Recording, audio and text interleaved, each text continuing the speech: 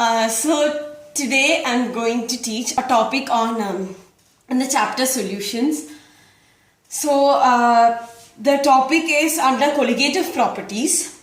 So colligative properties, we all know colligative properties are the properties of the solutions which depend only on the number of particles or number of molecules of the solute and the solvent, and is never dependent on the nature of the solute or the solvent which is present into the solution.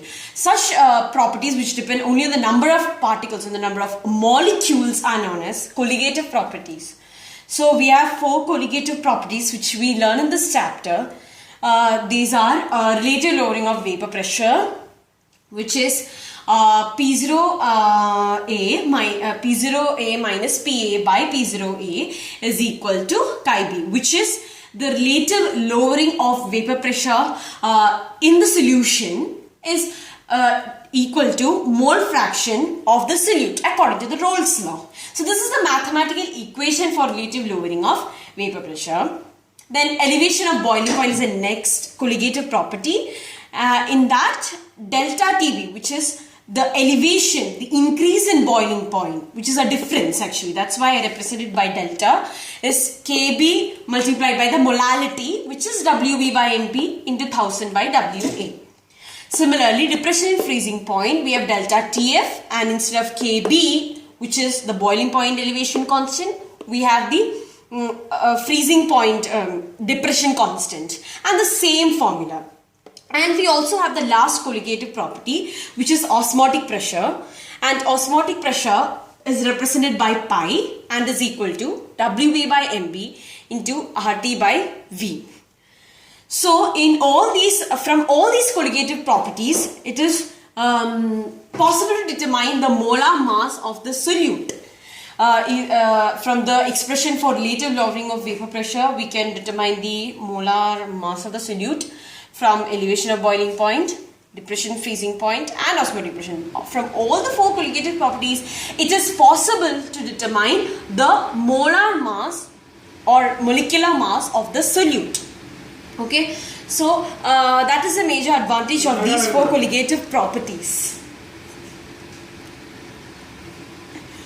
Yeah, so now there's another topic in our chapter, solutions, which is known as abnormal molecular mass.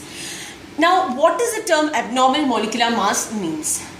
It actually means that suppose you have a solution, a dilute solution with a non-volatile solute present into it. Okay, so due to the presence of that non-volatile solute, there's a decrease on the surface area of the solution from which evaporation takes place. And that decrease in the surface area is the reason why the evaporation or the rate of evaporation decreases, due to which there is a decrease in formation of vapors, which further decreases the vapor pressure or the pressure exerted by these vapors on the solution. Now, I told you that we can determine the molar mass of the solute from this particular expression. But this molar mass, which is theoretically determined, it's been found in many cases that the theoretically determined molar mass sometimes doesn't match with the experimentally found value. Okay, so the theoretical molar mass that you calculate from the formula, mathematical expression that you have, does not match with the experimental formula. Okay, that is this value which you theoretically calculate is sometimes too large from the experimental value or sometimes too small from the experimental value, which is why we call that as abnormal molar mass or abnormal molecular mass.